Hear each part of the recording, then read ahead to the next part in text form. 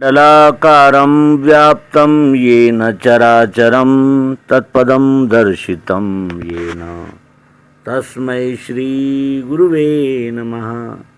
अज्ञानान्धस्य लोकस्य ज्ञानाञ्जनशलाकया चक्षुरुन्मीलितं येन तस्मै श्रीगुरुवे नमः। अध्यात्म विश्वविज्ञान यूट्यूब चैनल पर सभी अध्यात्म प्रेमी मित्र, आचार्य, गुरुजन, हमारे टीम के सभी सदस्य और इस एपिसोड को देखने वाले हमारे प्रिय व्यूअर्स, शेयरकर्ता और सब्सक्राइबर्स सभी का हार्दिक स्वागत समादर करते हैं। मित्रों, इस अंक में एक प्रश्न का हम विचार करेंगे। वो प्रश्न है कि जब अपन सच्चिदानंद रूप ही है तो पतन क्यों हुआ।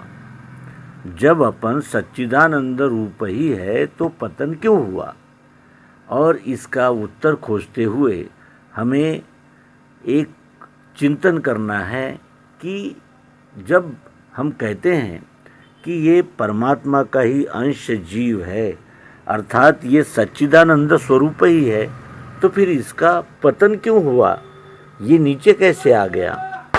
तो इसके लिए एक आलेख, अनुभूति विराट और अल्प इस दो प्रकार से होती है। कुछ न कुछ अनुभव या अनुभूति हर क्षण प्रत्येक प्राणी को आती ही रहती है। संपूर्ण सृष्टि अनुभूतियों से पूर्ण है और कण कण अपने अपने ढंग से अनुभूति लेता रहता है। इस प्रकार यदि यह कहा जाए कि यदि हम सब सच्चिदानंद रूप ही है तो फिर पतन अर्थात अल्पज्ञ किस प्रकार हो गए।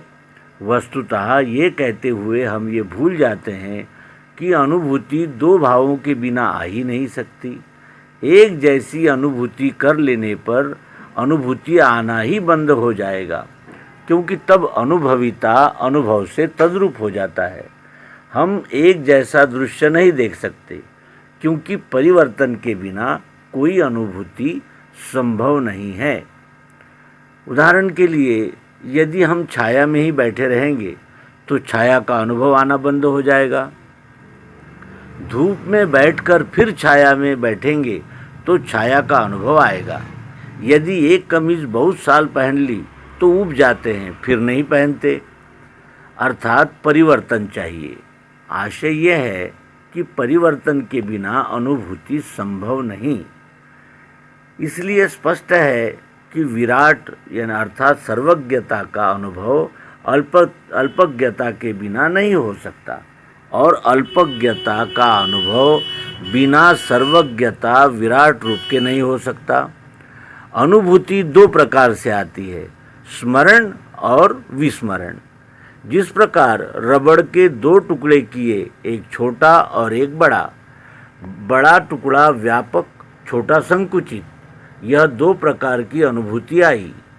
इसी प्रकार विश्व रूप से व्यापकता की अनुभूति, दूसरे प्रकार में व्यष्टि की अनुभूति।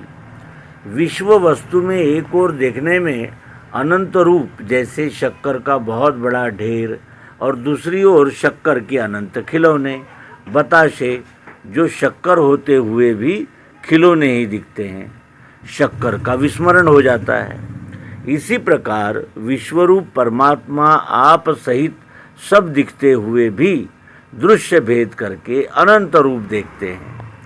स्मरण विस्मरण भी एक भाव ही है। वास्तव में विश्व वस्तु परमात्मा की अनुभूति लेने का क्रम भी विराट से अल्प और अल्प से विराट इसी प्रकार है। अल्पता से विराट की ओर और विराट से अल्पता की ओर सदैव अनुभव आते रहना, यह विश्व वस्तु का नियम है। जैसे 100 साल पहले जाति इत्यादि की भावना संकुचित सीमित दायरे में फंसी हुई थी, किंतु धीरे धीरे अब व्यापकता की ओर जा रहे हैं। व्यापकता यानी विस्तार, संकुचित यानी सिमटना, यह होता रहता है। जैसे बीज संकुचित भाव है, उसमें वृक्ष समाया हुआ है। पृथ्वी में बोया तो वृक्ष हो गया, यह बीज का व्यापक भाव है।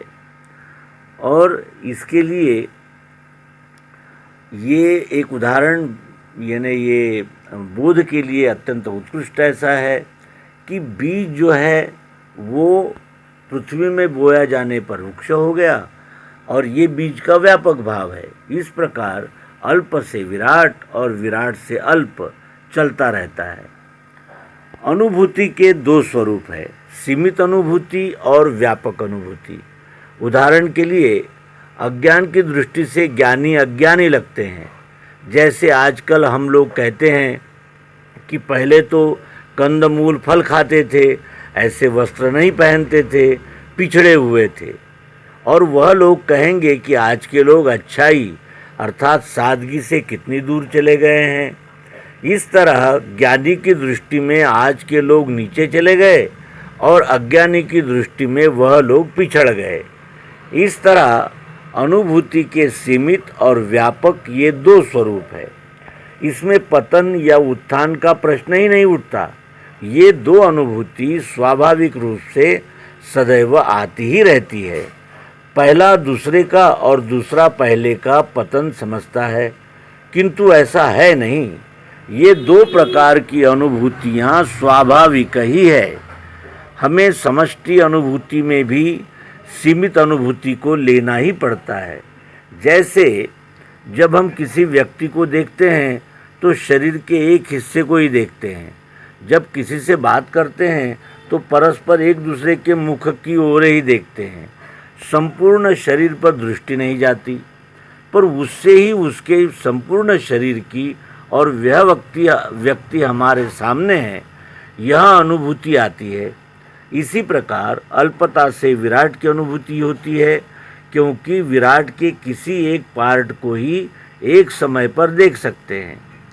व्यष्टि से समष्टि और समष्टि से व्यष्टि, यह क्रम विश्व रूप में होता ही रहता है। जैसे समुद्र का पानी भाप या बूंद बूंद कर उड़ा, बादल बनकर बरसा, फिर नदी नाले बनकर समुद्र में पहुंच गया। इसमें समुद्र व्यापक, पुनः बूंद बूंद अल्प, फिर बादल यह व्यापक, फिर बूंद बूंद बरसा और अनंत रूपों में बहकर फिर व्यापक रूप में अर्थात समुद्र में वो व्यष्टि से समष्टि और समष्टि से व्यष्टि, यह क्रम विश्व रूप में होता ही रहता है।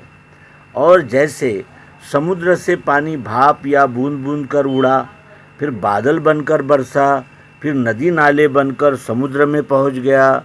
इसमें समुद्र व्यापक, पुनः बूंद बूंद अल्प, फिर बादल यह व्यापक, फिर बूंद बूंद बरसा और अनंत रूपों में बहकर फिर व्यापक रूप में अर्थात समुद्र में पहुंच गया।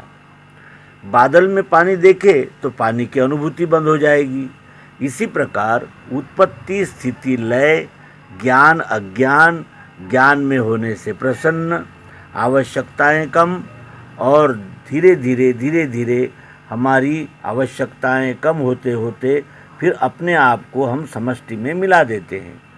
दूसरे की दृष्टि में पतन हो गया, क्योंकि हवाई जहाज, बिजली, भोग विलासिता इसके सामान नहीं हो तो क्या उन्नति हुई। इसलिए ये कहा जा सकता है कि ज्ञान अज्ञान पतन उत्थान में सापेक्षता ही शब्द है। वस्तुतः यह समष्टि का क्रम है।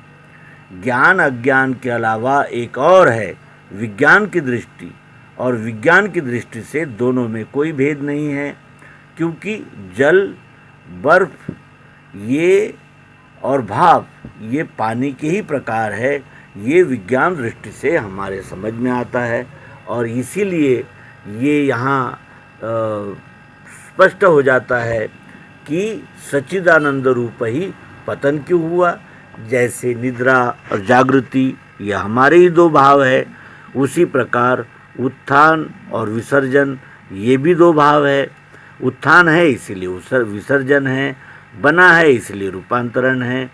तो ये सच्चिदानंद रूप ही रहने पर भी हमारा पतन, यानी हम अल्पज्ञ क्यों हो जाते हैं, क्योंकि ये अनुभूतियाँ जो है वो चक्राकार घूमती रहती है। और इसीलिए ये सच्चिदानंद स्वरूप जीव पतन नहीं होता, केवल ये जैसे हम नींद में जाते हैं फिर जागृत हो जाते हैं, इसी प्रकार ये अल्पज्ञता और सर्वज्ञता का चक्र सतत चलता रहता है। यही हमें इस आलेख से बोध मिलता है। तो यहाँ इस अंक को विराम देंगे। नर्मदे हर, सद्गुरु भगवान की जय, विश्वरूप परमात्मा की जय। ओम शांति शांति।